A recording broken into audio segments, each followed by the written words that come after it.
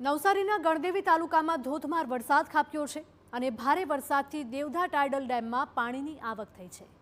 Tidal ડેમના 40માંથી 20 દરવાજા ખોલવામાં આવ્યા છે અને પાણી છોડવામાં આવી રહ્યું છે।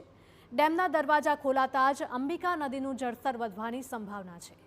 ગણદેવીના નીચાણવાળા વિસ્તાર સહિત 16 ગામને એલર્ટ કરાયા છે અને આગામી દિવસોમાં વરસાદની આગાહી હોય જૂનું પાણી છોડીને નવું પાણી સ્ટોરેજ કરવાની પણ કવાયત કરાઈ છે। ત્યારે આગામી દિવસોમાં ભારે વરસાદની આગાહી હોય કોઈ મુશ્કેલી ન સર્જાય તે માટે અગાઉથી જ પગલાં લેવાયા છે। એટલે કે આવનાર 4, 5, 6 સુધી હવે વધારેથી ભારેથી અતિ ભારે વરસાદની આગાહી હોય એ આગાહીને ધ્યાનમાં રાખીને આજરોજ દેવધા ટાઇડલ રેગ્યુલેટરના ટોટલ 20 ગેટ 2 ટાયર ગેટ હોય છે એને આજરોજ ઓપન કરવામાં આવીએ છીએ। ફ્લડ કન્ડિશન આવે એ પહેલાં આપણે ગેટ ઓપરેશન કરીએ છીએ એટલે આજુબાજુના સીધું ને સીધું પાણી રિવર બેંક થ્રુ નદીના કાંઠા થ્રુ દરિયામાં વહી જશે। કોઈ જ ગામોને ફ્લડ બાબતે કોઈ અસર નહીં થાય।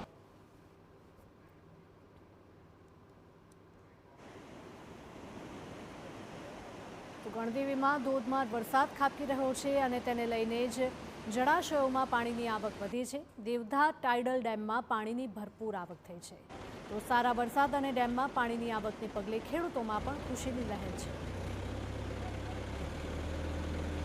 દક્ષિણ ગુજરાતમાં વરસાદી માહોલ જામ્યો છે। સમગ્ર દક્ષિણ ગુજરાતના જિલ્લાઓમાં વરસાદી માહોલના પગલે ખેડૂતોમાં ખુશીની લહેર વ્યાપી છે। તદુપરાંત આજે દ્રશ્યો દેખાઈ રહ્યા છે એ દેવધા ડેમના દ્રશ્યો છે। દેવધા ડેમમાં એટલે કે અંબિકા નદી પર બનેલો દેવધા ડેમના દરવાજા ખોલવામાં આવ્યા છે। જૂના પાણીને ડિસ્ચાર્જ કરીને નવું પાણી ભરવા માટેની કવાયત શરૂ કરવામાં આવી છે।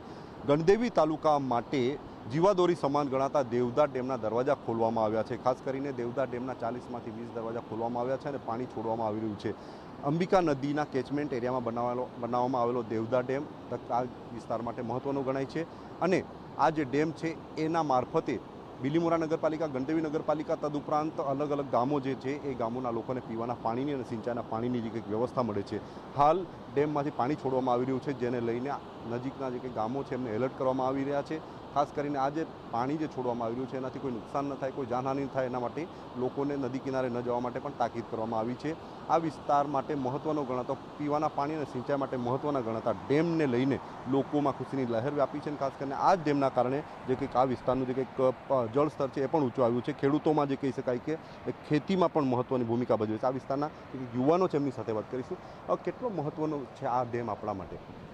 એકચ્યુઅલી ખેતી કરવા માટે સૌથી વધારે અનુકૂળ છે કેમ કે પાણીની જરૂરિયાત આખું વર્ષ માટે હોય છે। અહીંયા ચીકુ, કેરી અને ડાંગર આ 3 પ્રકારની ખેતી થાય છે અને એ 3 પાક એવો છે કે જેમાં સતત પાણીની જરૂર પડે છે અને આ ડેમ બનવાથી દરેક ખેડૂતોને પાણી હવે ઇઝીલી મળે છે।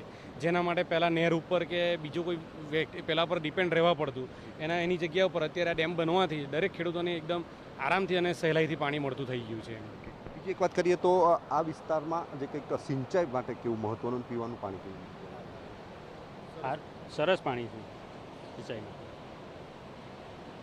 આ જે ડેમ છે એ ખૂબ મહત્ત્વનો છે અને ખાસ કરીને ગણદેવી તાલુકા માટે જીવાદોરી સમાન ગણાતો જે વિસ્તાર છે કેચમેન્ટ એરિયા એમાં ખાસ કરીને આહવા ડાંગ વિસ્તારમાં જે વરસાદ ખાબકે છે એ વિસ્તારનું જે પાણી છે એ અંબિકા નદીમાં આવે છે અને એ પાણી આજે કંઈક દેવધા ડેમમાં સ્ટોરેજ થાય છે। જૂનું પાણી છોડીને નવું પાણી સ્ટોરેજ કરવા માટેની કવાયત શરૂ કરવામાં આવી છે અને જેને પગલે સમગ્ર વર્ષ દરમિયાન આ વિસ્તારના લોકોને સિંચાઈ અને પીવાનું પાણી મળી શકે।